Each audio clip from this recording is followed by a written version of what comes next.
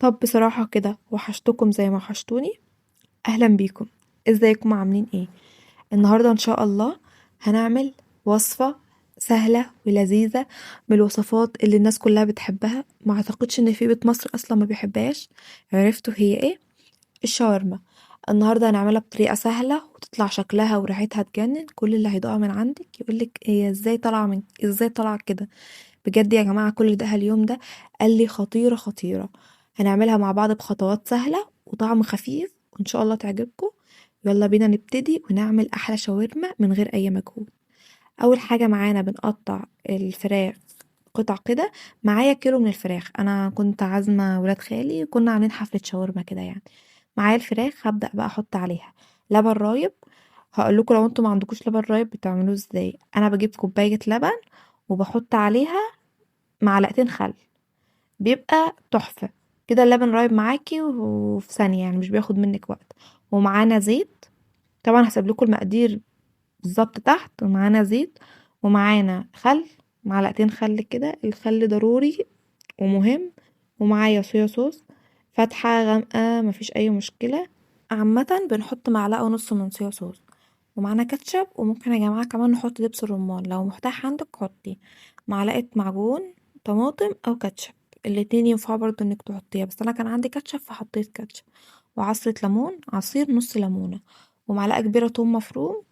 التوم مهم برضو. التوابل بتاعتنا بقى هنحط فلفل اسود وزعتر وبودرة ثوم وبودرة بصل وبودرة جنزبيل برضو وبابريكا، بابريكا حلوة او مدخنة. وفلفل اللي هو شطة وقرفة وكاري وكركم. وملح ليمون لو متاح ممكن تستغنى عنه. والتوابل الكاملة اللي هي زي الهيل والقرنفل وورق غار وجوز الطيب براحتك، اي حاجة برضو تقدري تستغني عنها. انا برضو بعد ما قلبت كده كان عندي توابل شاورما حطيت منها معلقة كبيرة، ممكن تستغني عنها برضو مفيش اي مشكلة. عامة في ناس كتيرة بتحب اصلا تستغنى عن كل التوابل دي وتستخدم توابل الشاورما بس. بس انا بصراحة ما بحبش، وبحب التوابل الشاورما تكون فريش كده. فبراحتكم. بنجيب طاسة او جريل وبنحط فيها زيت، والزيت يكون بنسخنه. ونبدأ ننزل فيها بالشاورما. متقلقوش الصوص ده بيروح وكل حاجة بتروح. انا هقولكوا كل حاجة حتى لو انا مش عاملة زيها. في ممكن احنا في طريقتين للتسوية، طريقة ان احنا نحطها في الفرن برضو، ويعني في ناس بتحبها اكتر في الفرن بس انا بحبها في الطاسة. وبعدين انا عايزة اقول لكم اصلا ان احنا كنا عزومة والدنيا سريعة وكل حاجة. جينا الخطوة دي بقى في ناس بتحط فلفل وبصل وطماطم، وفي ناس لأ تقولك انا مش هحط. براحتكم. انا كنت عاملة كيلو تقريبا، عملنا 5 فلفلات مع بصلتين 3. هتقولوا ان هما كتير قوي، لأ مش كتير. بتبلوا هتشوفوا بتبلوا ازاي وما بيظهروش خالص في الاخر. وكل اصلا اللي كان بيدوق كان بيحسبها ان هي لحمة بس او فراخ بس، يعني مفيش اي حاجة. معانا بقى نعمل التومية، طبعا الشاورما من غير التومية ما تنفعش. هنجيب كوباية من المية عليها تلت كوب من النشا. بنقلبهم الأول على البارد وبعدين نطلعهم على النار. ونفضل نقلب فيهم ما بنسيبهمش تقليبة.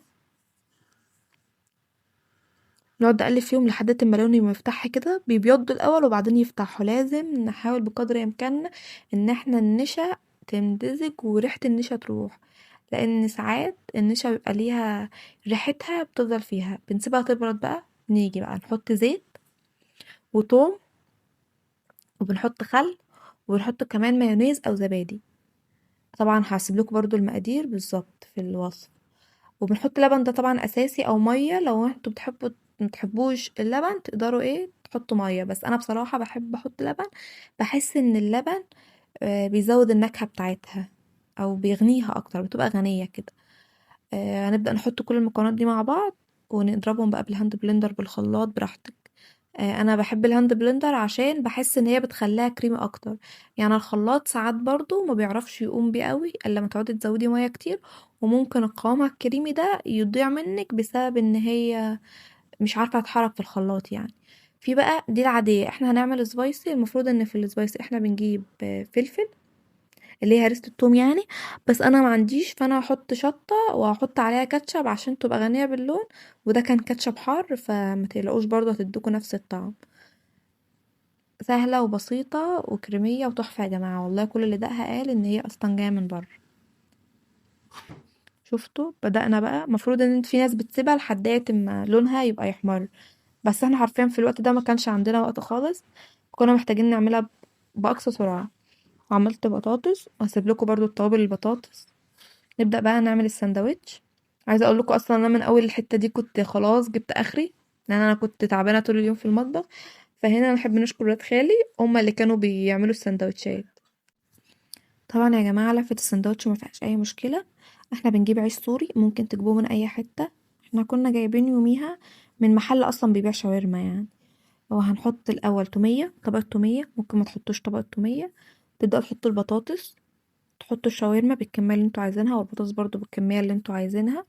تقريبا يوميها بصراحة كنا عاملين كمية سندوتشات كبيرة. وهنحط كمان كاتشب. انا عايزة اقول لكم ان احنا كنا بنسارع الزمن، عشان هم اتأخروا عندي وكان لازم يمشوا، والمسافة بيننا وبينهم يعني كانت كبيرة، فما كانش ينفع يمشوا متأخر.